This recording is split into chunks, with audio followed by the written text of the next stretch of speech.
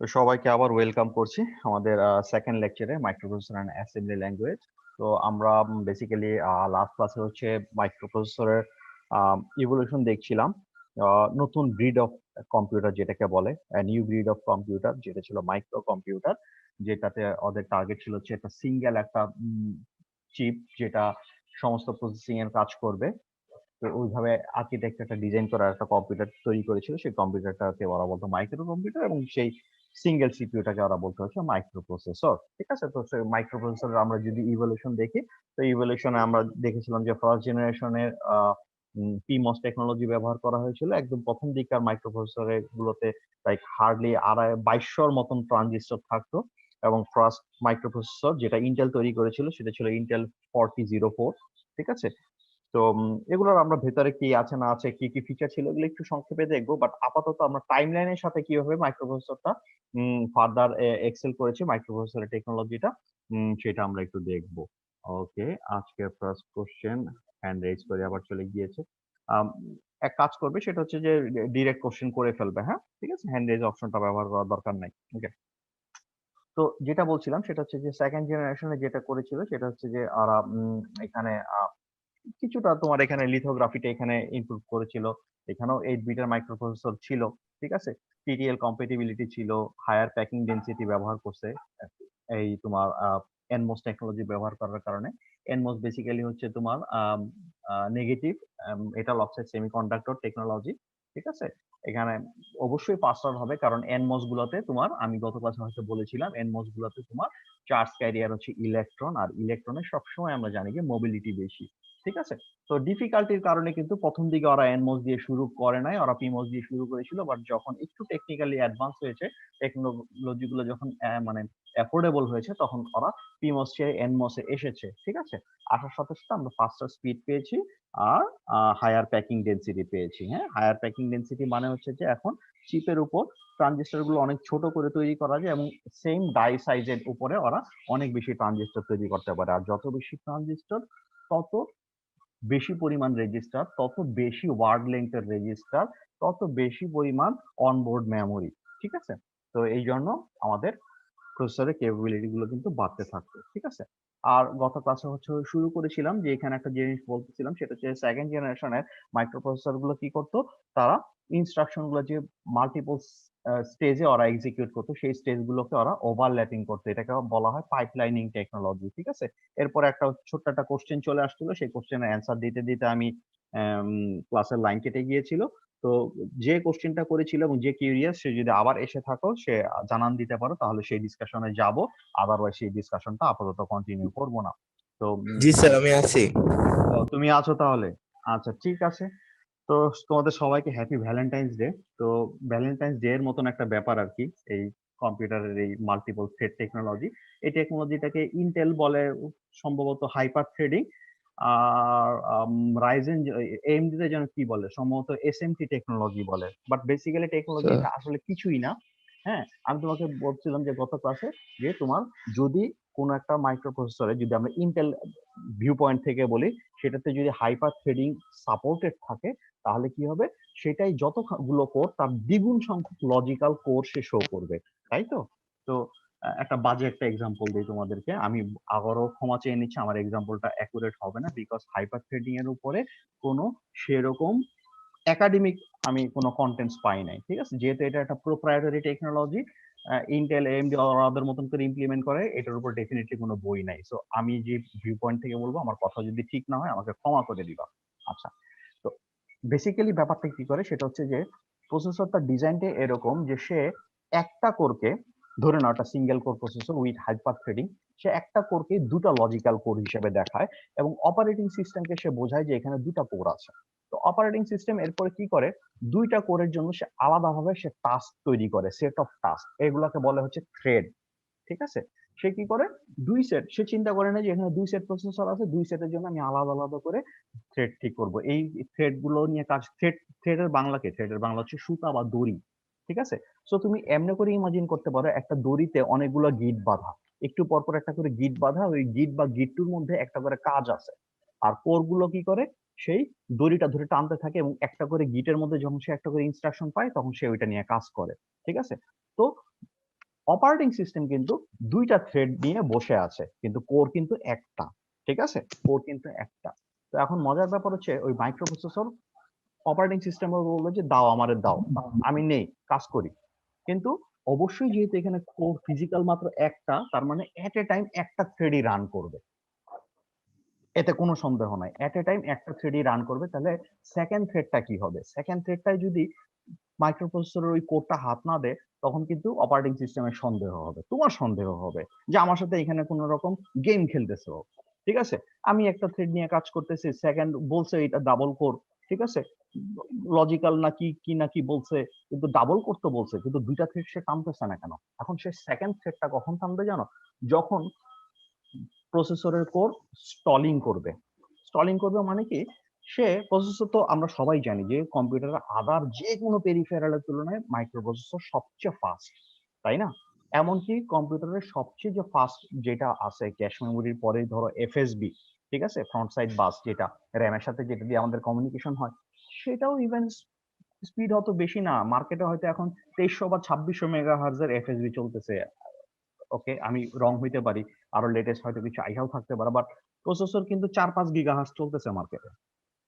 ঠিক আছে, তো এখন কথা হচ্ছে যে প্রসেসর যখনই স্টলিং করবে, তিনটা কারণে প্রসেসর স্টলিং করতে পারে।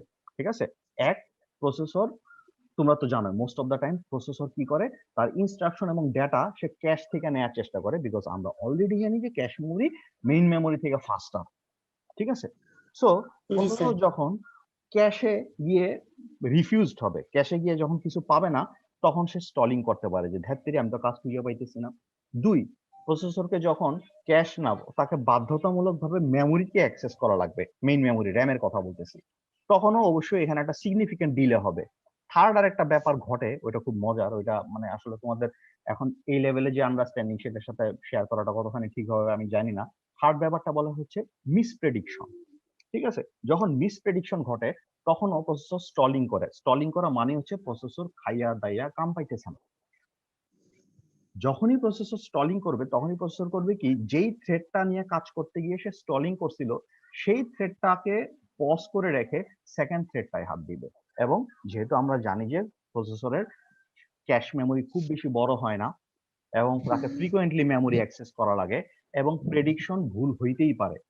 ঠিক আছে, ব্রাঞ্চ প্রেডিকশন যেটাকে বলে। আচ্ছা, একটু বলি ব্রাঞ্চ প্রেডিকশন সম্পর্কে। ব্রাঞ্চ প্রেডিকশন ব্যাপারটা হচ্ছে এরকম যে তোমরা কোড লেখো না, ঠিক আছে, ইফ দেন দিয়া কাইন্ড অফ কোড লেখো না, তো সেখানে তোমরা ওই কন্ডিশনটা সলভ করার পরে সেটা অনুযায়ী কোন ইনস্ট্রাকশনটা এক্সিকিউটেড হবে, ঠিক আছে, তোমার প্রোগ্রামের কোন কোডের সেগমেন্টে এক্সিকিউটেড হবে, সেটা ডিপেন্ড করে কন্ডিশনটা সলভ হওয়ার উপরে, ঠিক কিনা? কিন্তু কম্পিউটার এখনকার যে আর্কিটেকচার, ওরা কি করে, ওই কোডটা তোমার এই কন্ডিশনটা সলভ হওয়ার পরে কোন কোডটা এক্সিকিউটেড হবে ডিপেন্ডিং আপন দ্যাট, সে ওইটা আগে থেকেই কিছুটা করে রাখে। ব্যাপারটা অনেকটা এরকম যে অনেকেই আগে থেকে একটু পইরা রাখে, থাকে না অনেক ব্রিলিয়ান্ট স্টুডেন্ট, যে এইটা এবার স্যার পড়াইতে পারে, এটা সিলেবাসে থাকতে পারে, আমি আগে আগে পইরা রাইখা দিব। ঠিক আছে, আগে আগে বেড়াইতে যাবে, আগে আগে রেডি হয়ে বসে থাকে। এরপরে দোস্ত আইসা বলে দোস্ত প্ল্যান ক্যান্সেল। ঠিক আছে, তো মাইক্রো প্রসেসর এরকম এই যে কাজ করে যে সে আগে থেকে কোন ব্রাঞ্চের কোডটা এক্সিকিউটেড হতে পারে সেটা সে কাইন্ড অফ কিছুটা হলেও কাজ করে আগায় রাখার চেষ্টা করে। এবং যখনই সে দেখা যায় সে যে সেগমেন্টটা নিয়ে কাজ করছে অ্যাকচুয়ালি সেটা নিয়ে কাজ করা লাগবে না, তাকে ডিফারেন্ট আরেকটা কোড সেগমেন্ট তাকে এক্সিকিউট করতে হবে, তখন যে ঘটনাটা ঘটে এটার নাম হচ্ছে মিসপ্রেডিকশন। যখনই মিসপ্রেডিকশন হয় তখনই মাইক্রোপ্রসেসর কি করে, স্টল করে। আমি সেই কোডের কথা বলতেছি। যখনই সে স্টল করে তখনই সে যেই থ্রেডটা নিয়ে কাজ করতেছিল সেটা বাদ দিয়ে অপর থ্রেড নিয়ে কাজ করা শুরু করে। সো ভ্যালেন্টাইন্স ডে এর জন্য অ্যাপ্রোপ্রিয়েট এক্সাম্পল হবে হচ্ছে এরকম, যে একটা দুষ্টু ছেলে, তার একটা মোবাইল ফোন কিন্তু ডাবল সিম, দুই সিমে সে দুইজনের সাথে কথা বলে। ঠিক আছে, দুই সিমে সে দুইজনের সাথে কথা বলে। একজনের সাথে কথা বলতে বলতে বলতে যখন সে দেখে যে আরেকজন কল দেওয়া শুরু করছে, তখন সে ওরে জিজ্ঞেস করে বাবু খাইছো? যখন সে বলে যে না বাবু খাই নাই, ওকে তুমি খাও। ঠিক আছে, সে স্টলিং করলো এখানে। সে ওকে বিজি করে রেখে তাকে একটা কাজ দিয়ে রেখে, লাইক এখানকার মেমোরি অ্যাক্সেস বা ক্যাশমির যেটার সাথে তুমি কম্পেয়ার করো না কেন, সে এবার সেকেন্ড জনকে কল দেয়। সেকেন্ড জন হচ্ছে তার সেকেন্ড থ্রেড। এর সাথে কথা বলতে বলতে বলতে শুরুতেই আরো জিজ্ঞেস করলো তুমি বাবু খাইছো? সে বলে আমি খাইছি। তারপরে আরো কিছু কথা বলার পরে পরে পরে বুঝতেছে যে সে এখন ধরা খেয়ে যাবে, তখন সে এটাকে জিজ্ঞেস করে বাবু অ্যাসাইনমেন্ট করছো? তো সে কয় আমি তো অ্যাসাইনমেন্ট করি নাই। তখন বলছে ঠিক আছে তুমি অ্যাসাইনমেন্ট করো, হ্যাঁ আমি একটু পড়াশোনা করি বইলে এর কল টাকাটা আবার প্রথম জনের ফোন দেয়। ঠিক আছে? সো হাইপার থ্রেডিং টেকনোলজিটা কাইন্ড অফ এরকম। আর তুমি যদি এখন আমাকে জিজ্ঞেস করো যে হাইপার থ্রেডিং এর কারণে পারফরমেন্স কতখানি ইমপ্রুভ হয়, এটা নিয়ে প্রচুর ডিবেট আছে। সো কেউ কেউ বলে যে বড় জোর স্যার হাইপার টেকনোলজিটা থ্রেটিং করে কাকে মানে? ওই যে বললাম না মাইক্রোপ্রসেসরকে সে বুঝায় যে আমার এখানে দুইটা কোর আছে, আসলে তো একটা। মাইক্রোপ্রসেসর তাই কি করে, যেই টাস্ক গুলো নিয়ে কাজ করতে হবে সেই টাস্ক গুলোকে সে দুইটা সেটে ভাগ করে, যে হ্যাঁ এই সেটটা প্রথম কোরের, এই সেটটা দ্বিতীয় কোরের, প্রতিটা সেটকে বলা হয় একটা করে থ্রেড। ঠিক আছে? কিন্তু কোর কিন্তু একটা, সে কিন্তু বলছে, কিন্তু অপারেটিং সিস্টেম বুঝাইছে কিন্তু সে দুইজন। এই জন্য সে কি করে, এই যে একজন একজন বদলায় বদলায় বদলায় বদলায় টাইম দেয়। সো এখন তোমার মনে হইতে পারে যে একটা অবশ্যই ডাবল কোর প্রসেসরে ডাবল পারফরমেন্স পাওয়া যাবে, বাট হাইপার থ্রেডিং করে তুমি যদি দুইটা কোর দেখাও, মানে দুইটা থ্রেড দিয়ে দুইটা কোর দেখাও, তাহলে কি ডাবল হবে পারফরমেন্স? নো। বলা হয়ে থাকে বড়জোর 15 থেকে 30% পর্যন্ত পারফরমেন্স ইনক্রিজ করতে পারে। ওকে। আর এটাও ঠিক যে মোস্ট অফ দা টাইমস আমরা কি করি, যে ধরনের কোর্স গুলো আমরা ব্যবহার হয় আমাদের প্রোগ্রামের ভিতরে, সেগুলোতে if than or else if থাকে। ওকে, ডাবল অল্টারনেটিভ স্ট্রাকচার। সো এখানে ব্রাঞ্চ প্রেডিকশনও বড়জোর 50% টাইমে মিস হবে। সো হাইপার থ্রেডিং এর একটা সিগনিফিক্যান্ট ইম্পর্টেন্স আছে, এবং অনেক হাই এন্ড প্রসেসর হয়তো বাদ দিয়েছে hyper threading, but core i 7 core i 9 এর অলমোস্ট প্রত্যেকটা এডিশনে হাইপার থ্রেডিং ওরা রাখেই। ঠিক আছে, 15 to 30% সিগনিফিকেন্টলি ভালো। ঠিক আছে, খারাপ কি, যেখানে তোমার প্রসেসর হয়তো খুব বেশি কম্পোনেন্ট আলাদা করে যোগ করতে হয় না, বড়জোর আলাদা করে তোমার ভিতরে বাস সেট দিতে হয়, অথবা আলাদা করে তোমার কিছু রেজিস্টার দিতে হয়। ঠিক আছে, এফএসবি সেম থাকলে হয়, অ্যাড্রেস বাস সেম থাকলে হয়, নো প্রবলেম। তাই সামান্য কিছু ইনভেস্ট করে যদি 15 to 30% বুস্টার আনা যায় ইউজিং হাইপার থ্রেডিং, খারাপ কি, তাই না? আচ্ছা, তো এই ছিল হচ্ছে তোমার হাইপার থ্রেডিং। সো বুঝতে পারতেছো যে এই থ্রেডিং সিস্টেমটা, থ্রেড সিস্টেমটা পাইপলাইনিং থেকে অনেক ডিফারেন্ট। ঠিক আছে, পাইপলাইনিং হচ্ছে যে একসাথে কতগুলো ইনস্ট্রাকশনকে আমি প্যারালালি পেন্ডিং রাখবো। ঠিক আছে, আর হাইপার থ্রেডিং হচ্ছে তুমি একসাথে বুঝাইবা যে আমি আসলে এখানে আছি দুইজন, তুমি আমার দুই জায়গাতেই তুমি পাইপলাইনিং করো। ঠিক আছে, সো একটা প্রসেসরের একটা সকেটে একটা যদি প্রসেসর থাকে, তার যদি দুইটা কোর থাকে, এই দুইটা কোরে যদি হাইপার থ্রেডিং এর কারণে 4টা থ্রেড থাকে, আর তুমি যদি সেখানে পাইপলাইনিং করো 4 স্টেজ ডিপ, তাহলে গুণ করো 2 4 হয়ে গেল 4 স্টেজ, 4 4 16 স্টেজ হয়ে যাবে। ঠিক আছে, তো 16টা টাস্কে তুমি পাইপলাইনে রাখতে পারবা কাইন্ড অফ। তো এই ছিল আমাদের সেকেন্ড জেনারেশন। আমরা আমাদের আগের টপিকে আবার ফেরত আসি। তো থার্ড জেনারেশন আমরা টাইমলাইনটা বলি হচ্ছে 79 to 80। এখানে তোমার high density metal oxide semiconductor ব্যবহৃত হয়েছে, অবশ্যই এন টাইপ। হাই ডেনসিটির কারণে যেটা হয়েছে সেটা হচ্ছে যে এগুলোতে তোমার অনেক বেশি পরিমাণ ট্রানজিস্টর দিয়ে দেওয়া গেছে, এবং এখানেই ওরা ফার্স্ট যেটা করছে সেটা হচ্ছে যে অন চিপ একটা ক্যাশ মেমোরি দেওয়ার চেষ্টা করছে। হ্যাঁ, ঠিক আছে, এর আগে মাদারবোর্ডে তো ক্যাশ মেমোরি ছিলই, বাট এখন অন চিপ ওরা দেওয়ার চেষ্টা করেছে। ভেতরে দিলে একটা ছোট্ট সুবিধা হয়, সেটা হচ্ছে যে ক্যাশ মেমোরি অ্যাক্সেস করার জন্য অবশ্যই তোমার এফএসবি টাকে ওয়েস্ট করতে হয় না। ঠিক আছে, র্যামের সাথে যে বাসটা, সেই বাস ব্যবহার করার কোনো ব্যাপার স্যাপার থাকে না যদি অন চিপ ক্যাশ থাকে। ঠিক আছে, থার্ড জেনারেশনে আমরা প্রচুর 16 বিট মাইক্রোপ্রসেসর পেয়েছি, এবং কিছু এক্সাম্পল তোমরা এখানে দেখতে পাচ্ছ। এর মধ্যে সবচেয়ে সুইটেস্ট এক্সাম্পল হচ্ছে Intel 8086। Okay, mother of all 86 microprocessor. ঠিক আছে, তোমরা এখনো দেখবা তোমার উইন্ডোজ, তুমি যে উইন্ডোজের যেই ভার্সনই ব্যবহার করো না কেন, যত বিটের ভার্সনই ব্যবহার করো না কেন, তোমার কম্পিউটার রাইজেন 9 বা থ্রেডরিপার যেটাই হোক না কেন। ওকে, আমাকে কথা কি শুনতে পাচ্ছো? জি স্যার। ওকে, একটু লাইনটা ডিস্টার্ব করেছিল। ঠিক আছে, আমি আবার ফেরত এসেছি, আসতে পেরেছি।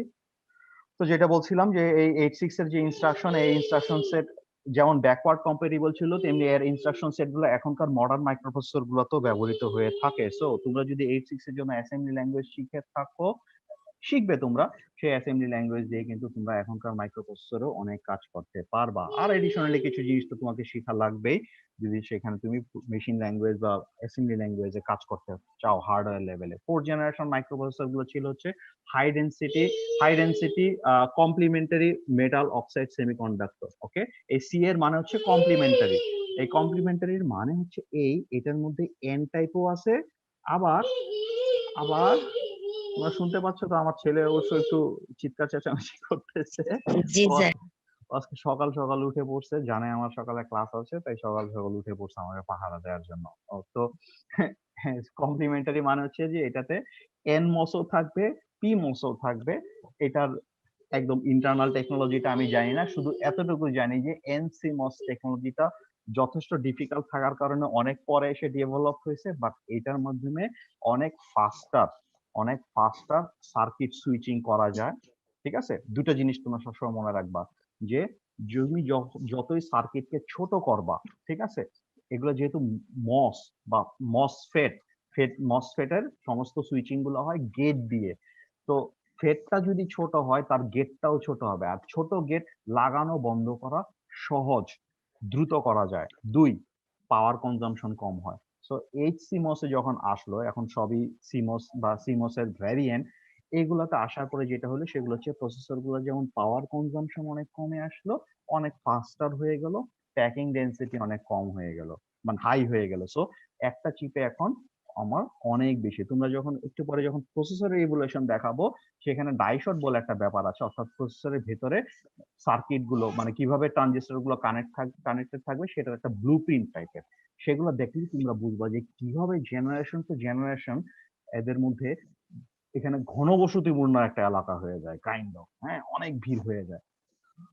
তো 4th জেনারেশনের প্রচুর 32 বিট মাইক্রোপ্রসেসর আমরা পেয়েছি। এর মধ্যে আমি নিজে 386 দেখেছি, আমি একজন অনেক পুরনো লোক, ঠিক আছে। 386 আমি দেখেছি, 486 আমি চালিয়েছি। ওকে, তো এই মাইক্রোপ্রসেসর গুলো খারাপ না একেবারে, গেম টেমও খেলা যেত। উইন্ডোজ 95 আমরা রান করেছি। তো এরপরে মোটামুটি ফার্স্ট 64 বিট মাইক্রোপ্রসেসর হয়তো তোমার আর্লি 2000 বা লেট 90s এর দিকে আসছে। আর 5th জেনারেশনটাকে আমরা বলেছি 95 থেকে শুরু করে এখন পর্যন্ত। আমি আবারও বলতেছি, তোমরা ইন্টেল কোর প্রসেসর গুলো যে জেনারেশন গুলো আছে, স্যান্ডি লেক, কফি লেক, এই ধরনের যে ব্যাপার স্যাপার গুলো আছে, এগুলোর জেনারেশনের সাথে এই জেনারেশন মিলায়ও না, ঠিক আছে। আমি এখানে বলতেছি যে বেসিক্যালি পেন্টিয়াম প্রো, পেন্টিয়াম 2 বা নর্মাল পেন্টিয়াম থেকে শুরু করে যেগুলো আছে, এই মাইক্রোপ্রসেসর গুলো হচ্ছে সব 64 বিটের, মানে microprocessor at a time 64 bit লেংথের ওয়ার্ড নিয়ে প্রসেসিং করতে পারে, ঠিক আছে। তার রেজিস্টার গুলো সব 64 বিটের। ওকে, এখন ইনস্ট্রাকশন এর চেয়ে ছোটও হইতে পারে, মানে যে ডাটা বা ইনস্ট্রাকশন নিয়ে এসে কাজ করতেছে সেগুলা এই 64 বিটের মাল্টিপলও হইতে পারে, 128 বিটের ইনস্ট্রাকশন হইতে পারে, তাই না, 256 বিটের ইনস্ট্রাকশন হইতে পারে। ইন দ্যাট কেসে ভেঙে ভেঙে সেগুলোকে প্রসেস করবে, আর ডাজন্ট ম্যাটার।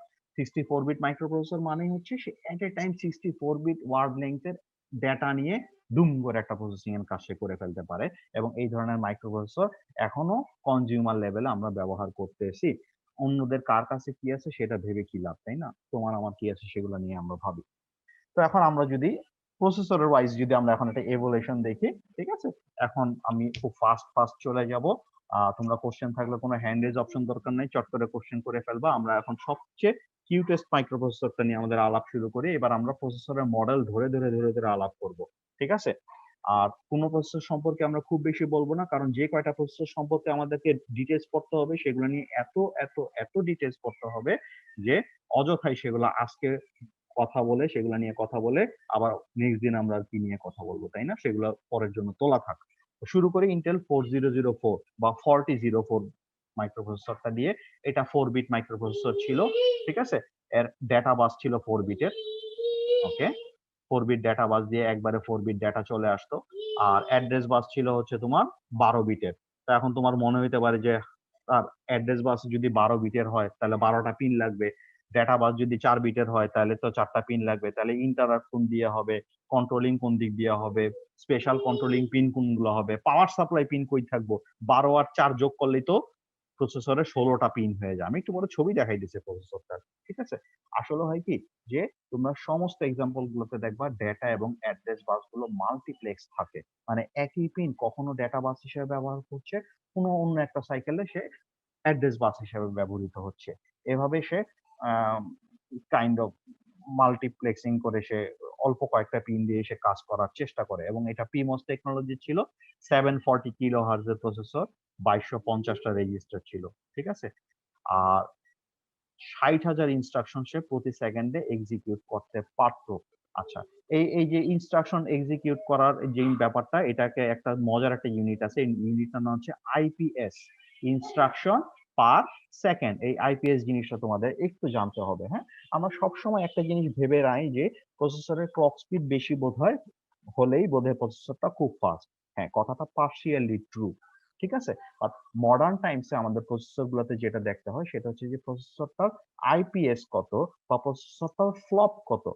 ফ্লপ মানে হচ্ছে floating point operation per second, ঠিক আছে। তো এই ফ্লপ বা আইপিএস দেখে কিন্তু কাইন্ড অফ বোঝা যায় যে আসলে মাইক্রোপ্রসেসরটা কতখানি ফাস্ট, বিকজ এই আইপিএসটা আমরা বের করি যে ফর্মুলাটা দিয়ে, মজার একটা ফর্মুলা আছে, ঠিক আছে। এই ফর্মুলাটা দেখলেই তোমার দুধ কা দুধ পানি কা পানি হয়ে যায় এটা, ঠিক আছে। প্রথমে তোমাকে গুনতে হবে যে প্রসেসর অ্যাটাচ করার জন্য মাদারবোর্ডে সকেট কয়টা আছে, ঠিক আছে, আইপিএস বের করার জন্য সকেট। তারপরে সেটাকে গুণ করতে হবে কোর পার সকেট, প্রতি সকেটে কয়টা কোর থাকে। সো ধরো তোমার মাইক্রোপ্রসেসরে অ্যাটাচ করার জন্য মাদারবোর্ডে মাত্র একটা সকেট আছে, বাট তুমি সেখানে তোমার একটা অক্টা কোর প্রসেসর কানেক্ট করছো, ঠিক আছে। অক্টা কোর প্রসেসর কানেক্ট করলে তাহলে কোর পার সকেট হবে হচ্ছে 8, ঠিক আছে। কোর পার সকেট হবে হচ্ছে 8। এরপরে মাল্টিপ্লাই করতে হবে হচ্ছে ক্লক দিয়ে। ওই যে বললাম ক্লক স্পিড বেশি হলে অবশ্যই স্পিড বেশি, ক্লক দিয়ে মাল্টিপ্লাই করতে হবে। দেন ফাইনালি মাল্টিপ্লাই করতে হবে, এটা হচ্ছে মোস্ট ট্রিকি পার্ট, সেটা হচ্ছে পার ক্লকে ইনস্ট্রাকশন কয়টা সে এক্সিকিউট করতে পারে, ঠিক আছে। এখন বেশিরভাগ মাইক্রোপ্রসেসরই কিন্তু পার ক্লকে বড় জোর একটা ইনস্ট্রাকশনের 5/1 বা 10/1 এক্সিকিউট করতে পারে, depending upon the complexity of the instruction. Complexity যদি বেশি হয়, ঠিক আছে, তাহলে 5-6টা ক্লকও লাগা যেতে পারে। আর কমপ্লেক্সিটি যদি কম হয়, লাইক একটু লোড করা, একটা এএলইউ অপারেশন করা, ইন দ্যাট কেস হয়তো 2 ক্লকে বা 1 ক্লকেও সে একটা ইনস্ট্রাকশন এক্সিকিউট করতে পারে, ঠিক আছে। স্যার বলো। স্যার এদিকে বললেন যে 60,000 ইনস্ট্রাকশন পার সেকেন্ডে এক্সিকিউট করতে পারতো, তাহলে স্যার এখন মানে কতটা এক্সিকিউট করে? আচ্ছা, কুড এক্সিকিউট বলতে 60,000 দিছে, এই 60,000টা কিন্তু এভারেজ, ঠিক আছে। এর চেয়ে কমও করতে পারে, এর চেয়ে বেশিও করতে পারে, ওকে। এটা ইন্টেল আচ্ছা, 4004 এর জন্য। আর তুমি যদি মডার্ন প্রসেসরের জন্য জানতে চাও, তাহলে এখনকার জি স্যার। মডার্ন প্রসেসর গুলো ধরো প্রায় 22 লাখের মতন পারে। সরি, ভুল বলছি। না স্যার, এখনকার সবকিছু হিসাব হয়েছে মিলিয়নে, মিপস, ঠিক আছে। এই আই জি এর স্যার। আগে এম থাকে, এবং প্রায় এগুলা প্রায় 22.5 লক্ষ মিলিয়ন হতে পারে এখনকার প্রসেসর গুলো। কিছু লাইক জি তুমি স্যার, যদি যে বুঝতে পারছি। রাইজেন 9 বা কোর i9 বা এই ধরনের প্রসেসরে যদি আসো, হ্যাঁ, এগুলো সম্পর্কে আবার কোনো ক্লিয়ার নাই। এবং এখনকার প্রসেসর গুলো আবার মিপস এর হিসাবটা খুবই কম দেয়, মোস্ট অফ দ্য টাইমস তারা ফ্লপস এর হিসাবটা দেয়, ঠিক আছে। বাট মিপস জি বা স্যার। ফ্লপস তুমি যেটাই শুনো না কেন, তুমি কিন্তু কাইন্ড অফ একটা আইডেন্টিফাই করতে পারবা যে কতখানি ফাস্ট। সো 60,000 মিপস, সরি 60,000 আইপিএস, এটা তার মিপস না, 60,000 আইপিএস স্যার শুনে আপনার ভালো লাগতে কথাগুলো পারে। মিস হয়ে গেছে স্যার। আচ্ছা, আমি যেটা বলছিলাম সেটা হচ্ছে যে 60,000 আইপিএস শুনে ভালো লাগতে পারে, বাট এখনকার স্ট্যান্ডার্ডে ডেফিনেটলি এটা কিছুই না, ঠিক আছে। আচ্ছা, আর এটা এখন কত মেমোরি নিয়ে কাজ করতে পারে, যেহেতু 12 বিটের অ্যাড্রেস বাস, মেমোরি হিসাব করা খুবই সহজ। তুমি এটাই, এই 12 বিটের যেহেতু অ্যাড্রেস বাস, তার মানে সে 2 টু দি পাওয়ার 12 এতগুলো মেমোরি লোকেশনকে সে অ্যাক্সেস করতে পারে। আর 2 টু দি পাওয়ার 12 হচ্ছে 4 কিলোবাইট, ওকে।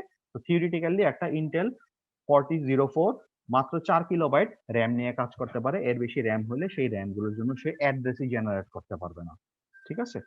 আর মজার ব্যাপার হচ্ছে এটা ক্যালকুলেটর সহ ছোটখাটো জেনারেল পারপাস কম্পিউটারে, মানে জেনারেল পারপাস কম্পিউটার ওভাবে ইউজ হয় না। 1-2টা এক্সাম্পল থাকতে পারে, আমি যদি একবারে বইলা দেই যে ইউজ হয় নাই, তুমি তখন আমার ফল্ট ধরবা, খুঁজে বাইর করে দেখাই দিবে যে না স্যার ওইখানে ওইখানে ওইখানে আমি দু একটা দেখছি।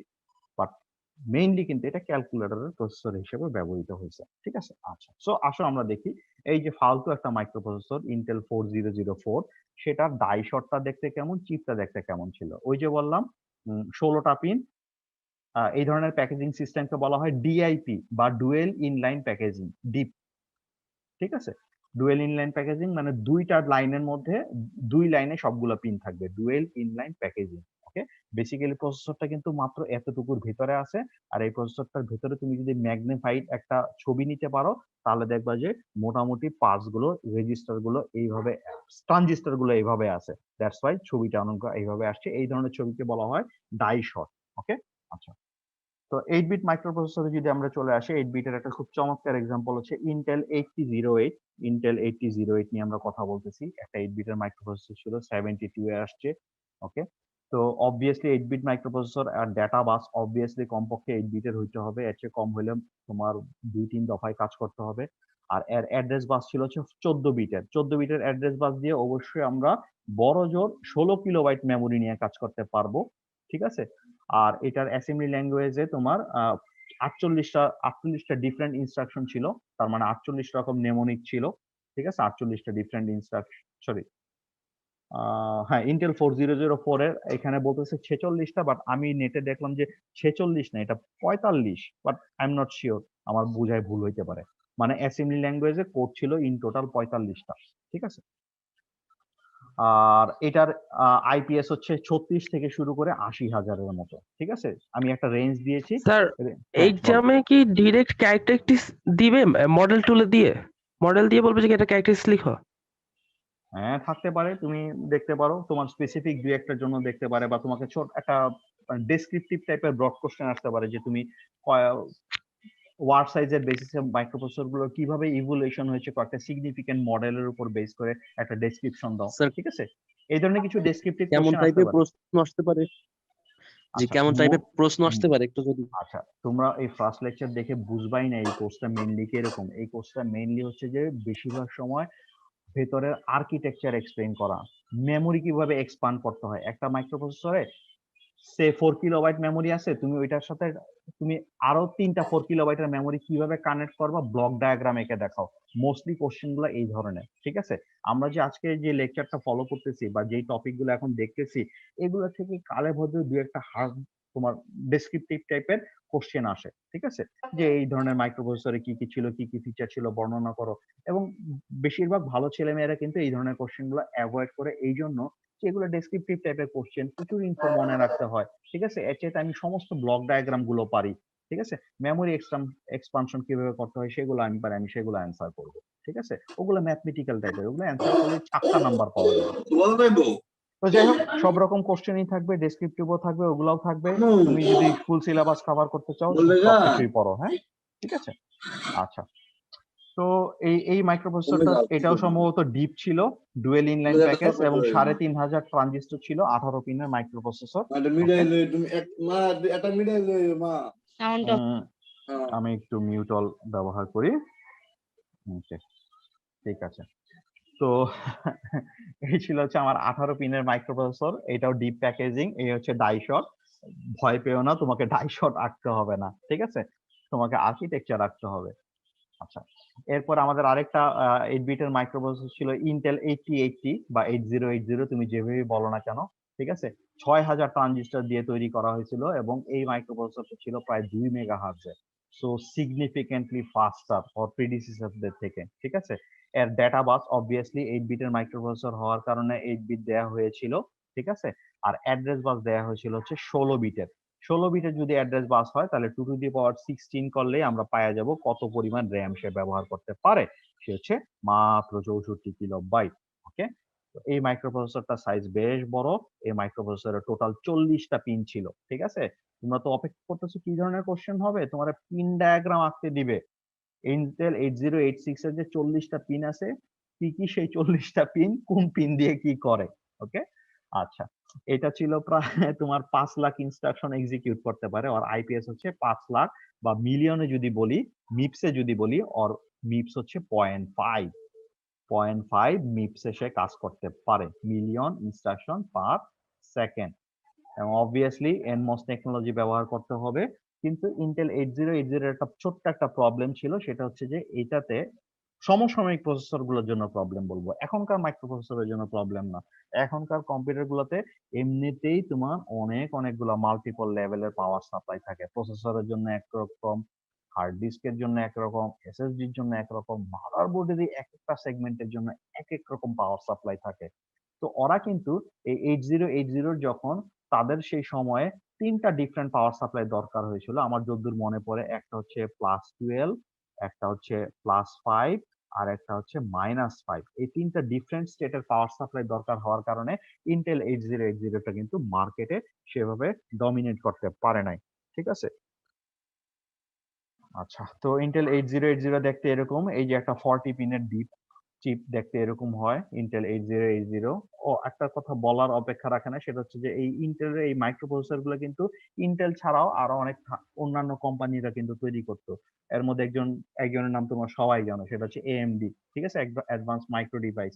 এএমডি রাও কিন্তু ইন্টেলের চিপ গুলো তৈরি করতো, সেগুলাতে এএমডি লেখা থাকতো। ঠিক আছে, এএমডি বাট ইন্টেলের প্রসেসর।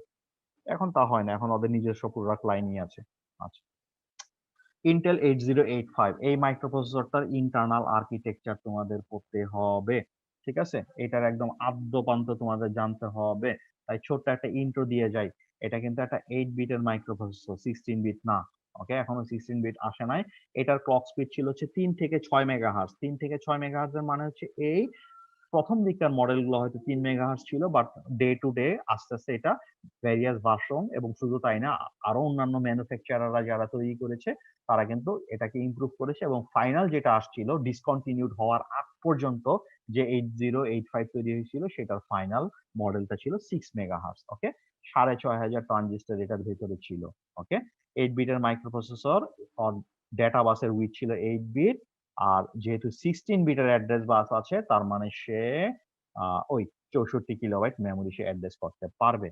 এটা 40 পিনের মাইক্রোপ্রসেসর। ওকে, আর একেবারে খারাপ না, 7,69,000 ইনস্ট্রাকশন ও পার সেকেন্ডে এক্সিকিউট করতে পারে। এটা আবারও বলতাছি এভারেজ, হ্যাঁ, তোমরা একদম প্রেসাইসলি ধরে নিও না, এর কমও হইতে পারে বেশিও হইতে পারে। এটাকে বলা হয় এভারেজ আইপিএস। ওকে, আচ্ছা, আর এটার একটা ছোট্ট জিনিস আগের প্রিডিসেসরের তুলনায় সে সলভ করছে, সেটা হচ্ছে যে মাত্র একটা পাওয়ার লাইন দিলেই হয়। ঠিক আছে, গ্রাউন্ড আর +5। ওকে, আর এটার অ্যাসেম্বলি ল্যাঙ্গুয়েজে ইনস্ট্রাকশন সেটের টোটাল 246টা ইনস্ট্রাকশন ছিল। ঠিক আছে, তো ইন্টেল 8085 এই যে এটা মেড বাই ইন্টেল, সেই চিপটাই তোমাদের দেখাচ্ছি। গুগল করলে তোমরা আদার ম্যানুফ্যাকচারারদেরটাও পাবা। আর এটা হচ্ছে ওর ডাই শট। ঠিক আছে, ভয়ঙ্কর দেখতে ওর ডাই শটটা। স্যার তো আমরা এখন চলে আসছি ইন্টেল 8086। আমাদের এই মাইক্রোপ্রসেসরটা পড়তে পড়তে আমাদের সিলেবাসের 70%ই 8086। ঠিক আছে, এই 8086 এ কি আছে, ওর কি কি সাইড কিক আছে, মানে কো প্রসেসর আছে, ও কেমনে বাসে কাজ করে, কেমনে ওর অ্যাড্রেসিং হয়, কেমনে ওর টাইমিং হয়, এই সমস্ত কিছু নিয়ে কিন্তু পুরো আমরা এই সেমিস্টারটা ব্যয় করব, অলমোস্ট বলতে পারো। তো এই ইন্টেল 8086 কিন্তু 1978 এ তৈরি করা হয়েছিল, এবং এইটার একটা কপি কিন্তু স্যার বলো। স্যার তাহলে 8085 টা ওইটার কি পড়তে হবে? ওটা 8085 টা শুধু পড়তে জাস্ট হবে। ডায়াগ্রাম?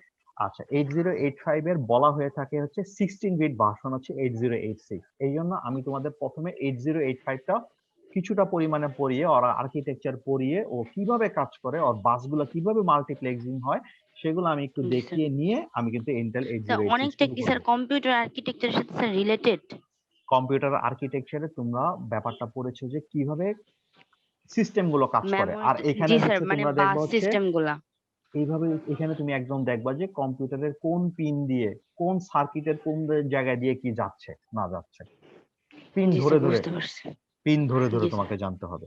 তো স্যার ইন্টেল ডিআইপি 808 দিয়ে কি বোঝায় স্যার? ডিআইপি ডিআইপি মানে হচ্ছে ডিআই ডুয়েল ইনলাইন প্যাকেজ। হ্যাঁ, ডুয়াল যেই ইনলাইন মার্কেট, প্যাকেজ।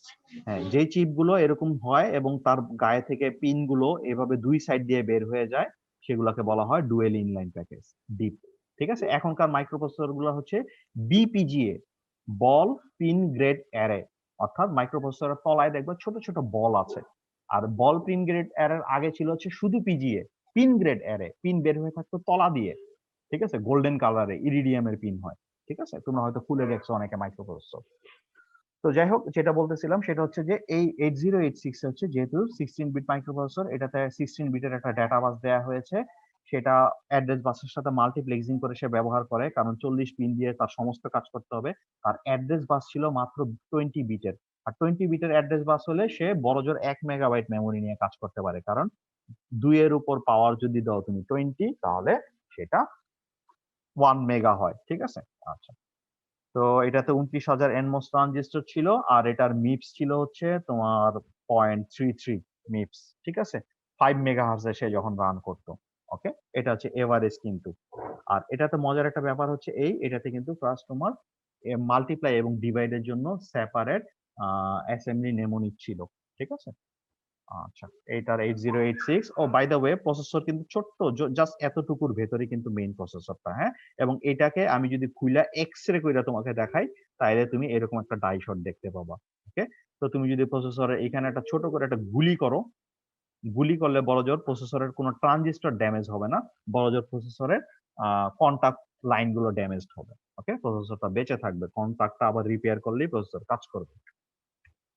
তো ইন্টেল 8088 বা 8088 যাই বলো না কেন, এটা একটা 16 বিট মাইক্রো প্রসেসর। ওকে, এটা 5 থেকে 16 মেগাহার্জ পর্যন্ত ওর স্পিড ছিল। তো এটাতে যে কাজটা করছে, এখানে একটা ছোট্ট ব্যাপার, এটা না দেখাইলেই না, এই জন্য বলতেছি। দেখো, এটা 16 বিটের মাইক্রো প্রসেসর, খেয়াল করো, 16 বিটের micro processor, say at a time 16 বিটের ডেটা নিয়ে কাজ করে, কিন্তু তার সেই 16 বিটের ডেটা প্রসেসর পর্যন্ত আনা নেওয়ার জন্য যে ডেটা বাসটা ছিল সেটা কিন্তু মাত্র 8 বিটের। তার মানে কি, দুইবারে আনতে হবে। সে পুরো একটা ডাটা সে একবারে আনতে পারে না, সে দুইবারে আনে। অথচ ওর প্রিডিসেসর 8086 এর কিন্তু পুরো ডেটা বাসটা ফুল উইথের ছিল, অর্থাৎ 16 বিটের ছিল। সে এট এ টাইম পুরো 16 বিট ডেটা নিয়ে আসতে পারতো, কিন্তু তার 8 বিট দেওয়া হয়েছে। বুঝতেই পারতেছো কাহিনী কি, এটা একটা low cost processor. Okay, but এটার অ্যাড্রেস বাসটা অ্যাজ ইউজুয়াল 20 বিটই ছিল। 20 বিট থাকার কারণে সেও 1 মেগাবাইট র্যাম নিয়ে কাজ করতে পারে। এটার ডিজাইনটাও 40 পিনের ডিপ।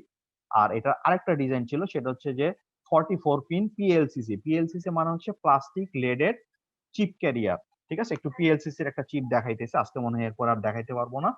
ওকে, তো মজার ব্যাপার হচ্ছে 10 মেগাহার্জ এর একটা এই 8088 কিন্তু প্রায় 0.75 মিপস করতে পারতো, প্রোভাইডেড দ্যাট সে যদি তোমার সিম্পলি মুভ বা এলও অপারেশন গুলো করে। ওকে, সো এইটার নাম পিএলসিসি, হ্যাঁ, পিএলসিসি। আর এটা তো তোমরা জানো ডিপ।